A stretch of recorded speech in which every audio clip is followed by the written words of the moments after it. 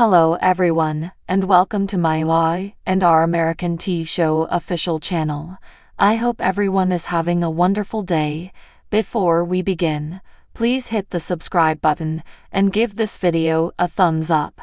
Before he can quit society, Adam spots Sally. She attempts to barrel by him, but he begs her to give him a moment. He hasn't said everything that he has to say. When he asks how she's doing, she says better. She'd rather keep it that way, and that means not talking to him. She's finally reached the stage where she can make it through half a day without being gnawed by pain. Not me, he replies. He thinks of her day and night. Spectra tells him to let it go. Even though she has profound feelings, they are progressively going away. Adam pleads with her not to disregard what her heart is clearly telling her. That's not something she can do. It's too painful. He's made things this way. Chelsea goes into crimson lights as Billy berates someone over the phone about not getting something done at work. He gets off the phone as she orders some hot tea. She meets Billy at a table, and he says that he and Victoria had a family meeting. He informed the kids they are no longer together. As with Connor, he blamed it on his employment. Connor had already told Johnny. The kids seem cool with it. That's a relief for her. They groan and drink their beverages as they try to make small talk about her son. She wonders if things will always be this awkward for them. He hopes not. They've been through too much for it to end up this way. With time, maybe they will be able to see each other, and it won't be a big concern. That's something he needs to believe.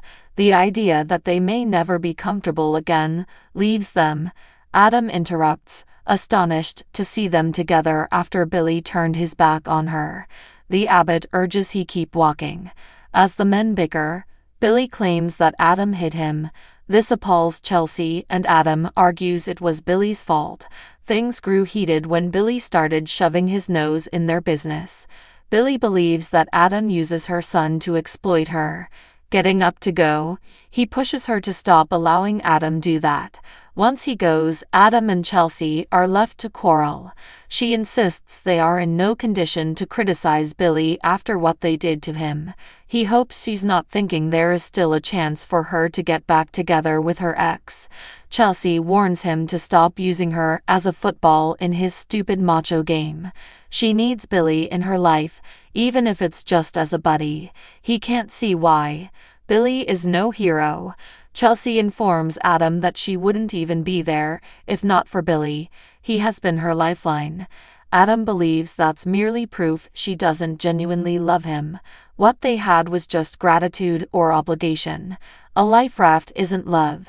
Throwing up her arms, she exclaims he doesn't know what real love is. Real love is keeping each other afloat. When Chelsea begs Adam to devote his energy toward bringing Sally back, he blurts out, "Sally knows how I feel about you." It was the final straw. Once she learned that they had no hope, Sally's closed her heart to him and moved on.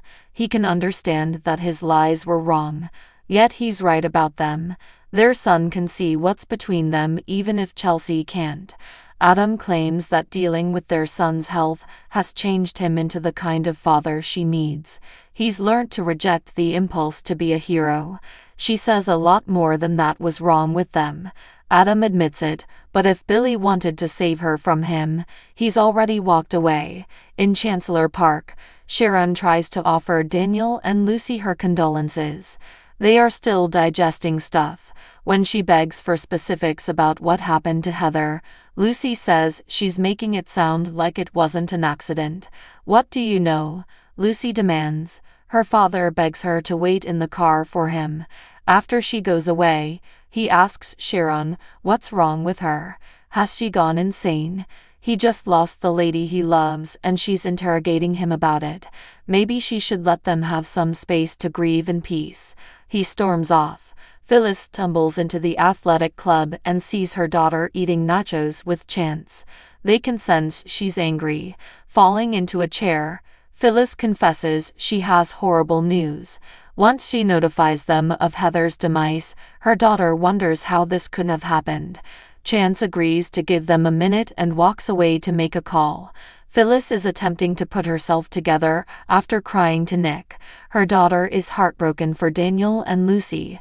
It finally appeared like his life was coming back together. Summer runs by Chance on her way to see her brother. Phyllis tells Chance that she's never seen her kid as ripped up as he is today. He believes that Daniel is going to need all the assistance he can get. Based on what he was just told, things are going to get even more painful and confused. She's not sure how this could be worse, so he explains that a friend at the GCPD thinks an autopsy report is coming, and it might be devastating. Phyllis is just grateful that he is there for Summer. Chance asks if Phyllis has anybody to lean on.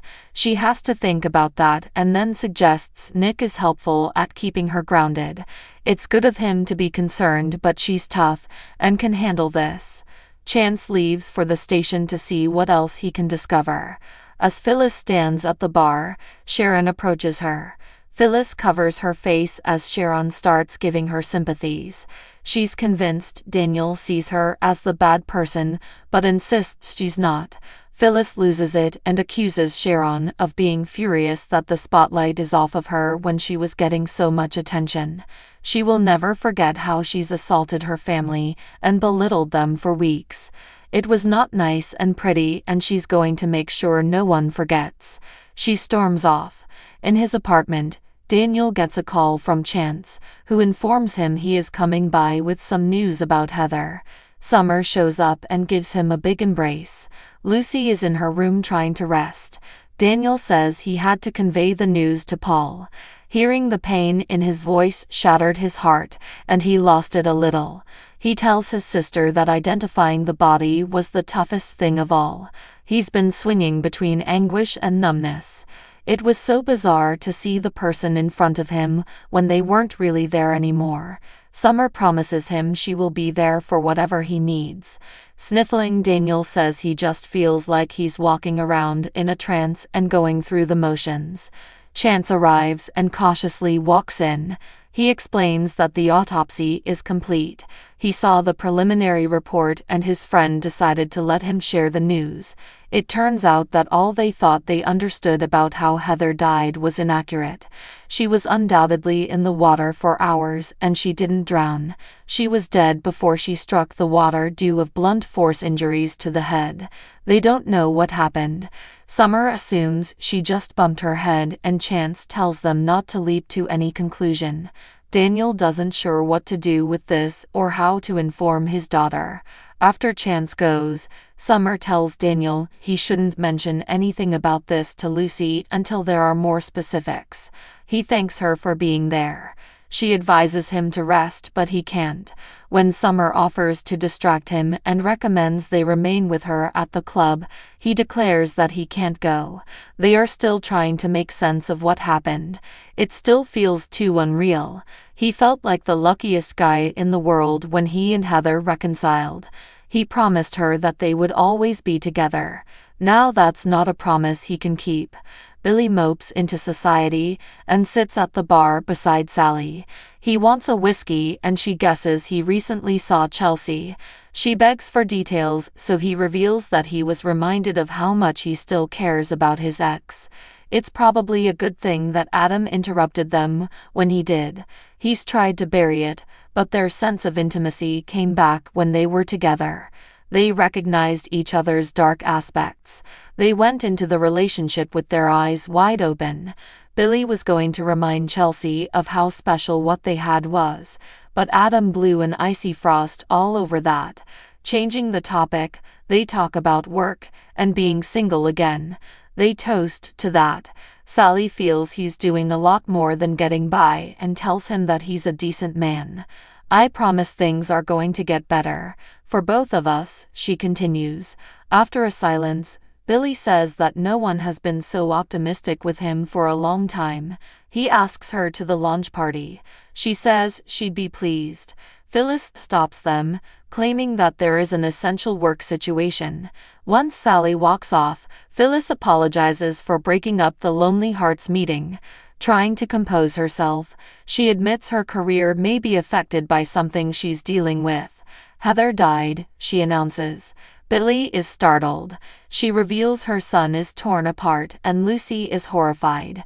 Since they share history, Phyllis was hoping he could be her buddy. As she sobs hysterically, Billy holds her. At Crimson Lights, Sharon cleans tables on the terrace as Cameron sits and moans that her public performances have not been going well. Her fishing vacation with Daniel and Lucy was horrible, and Phyllis was not buying her sorrow. He advises her to be more careful and reminds her that she was bickering with Heather in public before she died. She needs to come up with a fail-safe technique to protect people from thinking she killed Heather. Since he performs all the clever thinking for her, he reminds her that Daniel still hasn't paid. It's time for her to make the next move. Summer goes to Chancellor Park to meet with Chance. She informs him that her brother is an absolute wreck at the possibility someone could have purposefully wounded Heather. He explains that the GCPD has initiated an investigation. That's not going to bring Heather back, she says. She tried to talk her brother down, but wasn't very convincing. When she asks whether he's returning to the force, Chance confesses he's talked to the chief, who is amenable to it. Whether he's reinstated or not, he's still determined to find her some answers. At night, Sharon pulls over. Opening the back of the truck, she takes out the bag of bloodied rags. Cameron informs her that it's finally time to make Daniel pay for the life that he took. So what do you guys think about this update? Let me know in the comment below. And if you like my videos, please press like and subscribe for more. I will see you guys next time.